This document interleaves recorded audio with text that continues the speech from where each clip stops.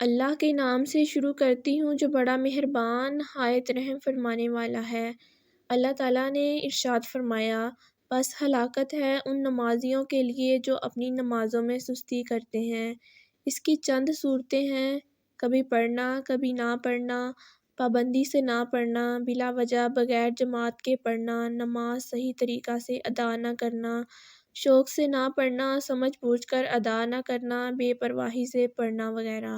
حضور سید دو عالم صلی اللہ علیہ وآلہ وسلم نے فرمایا، جب بندہ صحیح وقت پر نماز پڑھتا ہے تو اس کی نماز آسمانوں کی طرف جاتی ہے اور وہ نورانی شکل میں ہوتی ہے، یہاں تک کہ عرش الہی تک جا پہنچتی ہے، اور نمازی کے لیے قیامت تک دعا کرتی رہتی ہے کہ جیسے تو نے مجھے حفاظت سے ادا کیا ہے، اللہ تعالیٰ تیری حفاظت فرمائے۔ اور جب آدمی بے وقت نماز پڑھتا ہے تو اس کی نماز سیاہ شکل میں اوپر آسمانوں کی طرف چڑھتی ہے، جب وہ آسمان تک پہنچتی ہے تو اسے بوسیدہ کپڑے کی طرح لپیٹ کر پڑھنے والے کے منہ پر مارا جاتا ہے، نعوذ باللہ۔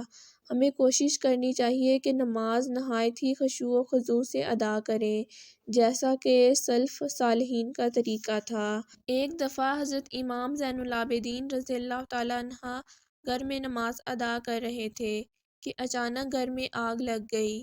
آپ رضی اللہ تعالیٰ عنہ نماز میں مشغول رہے، لوگوں نے بہت شور مچایا، اے ابن رسول اللہ، آگ بھڑک اٹھی، لیکن آپ نے سجدہ سے سر نہ اٹھایا۔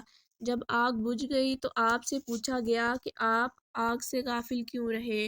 آپ رضی اللہ تعالیٰ عنہ نے جواب دیا، میں آخرت کی آگ سے ڈر گیا تھا۔ اللہ تعالیٰ نے ارشاد فرمایا، جنہوں نے نماز کو ضائع کیا اور نفسانی خواہش کے پیچھے پڑ گئے، عنقریب وہ دوزخ میں غنی کا جنگل پائیں گے۔ اور حضور صلی اللہ علیہ وآلہ وسلم نے فرمایا، جو شخص جان بوجھ کر ایک نماز قضا کرے گا تو وہ دوزخ میں 6000 سال فرعون کے ساتھ رہے گا۔ آج کچھ لوگ کہتے ہیں کہ ہمیں کام کی مصروفیت کی وجہ سے وقت نہیں ملتا تو نماز کیسے ادا کریں، مگر انہیں یاد رکھنا چاہیے کہ قیامت میں ان کا کوئی بھی عذر قبول نہیں کیا جائے گا۔ قیامت کے دن دنیا میں بادشاہی کرنے والا شخص بارگاہ الہی میں حاضر ہو کر عرض کرے گا، اے اللہ، تو نے مجھے سلطنت اور حکومت دی تھی، اس کا کام اتنا زیادہ تھا کہ سر کھجانے اور دانت کریدنے کی بھی فرصت نہیں ملتی تھی، پھر نماز کس وقت پڑھتا؟ اللہ تعالیٰ کا حکم ہوگا کہ حضرت داؤد علیہ السلام اور حضرت سلیمان علیہ السلام کو بلاؤ۔ جب یہ دونوں دربار میں حاضر ہوں گے تو اللہ تعالیٰ فرمائے گا، دیکھ، آخر یہ بھی بادشاہ تھے، ان کی بھی سلطنت تجھ سے زیادہ وسیع تھی، لیکن انہوں نے کبھی نماز نہ چھوڑی، لہٰذا تو اس میں جھوٹا ہے۔ پھر ایک شخص حاضر ہو کر اپنی بیماری کا عذر کرے گا، یا اللہ، مجھے بیماری نے تیری عبادت سے روک رکھا۔ ارشاد ہوگا کہ حضرت ایوب علیہ السلام کو بلاؤ۔ حضرت ایوب علیہ السلام حاضر ہوں گے تو اللہ تعالیٰ فرمائے گا، اے بیمار، بتا، تو زیادہ بیمار تھا یا ہمارا ایوب کئی سال بیمار رہنے کے باوجود ایک سانس بھی اللہ تعالیٰ کی یاد سے غافل نہیں ہوا؟ اگر بیماری یاد الہی سے روکتی تو حضرت ایوب علیہ السلام کو بھی روکتی، مگر تو خود جھوٹا ہے جو بیماری کا بہانہ کرتا ہے۔ یہ نماز نہ پڑھنا تیری غفلت اور سستی کا نتیجہ ہے۔ حکم ہوگا، فرشتوں، اس کو جہنم میں داخل کر دو۔ پھر ایک بے نماز حاضر ہو کر عرض کرے گا، الہی، میرے بال بچے تھے، میں ان کی روزی کے سلسلہ میں سارا دن کام کرتا رہتا تھا اور نماز نہ پڑھ سکا۔ اللہ تعالیٰ کا فرمان ہوگا، ہمارے بندے حضرت یعقوب علیہ السلام کو پیش کرو۔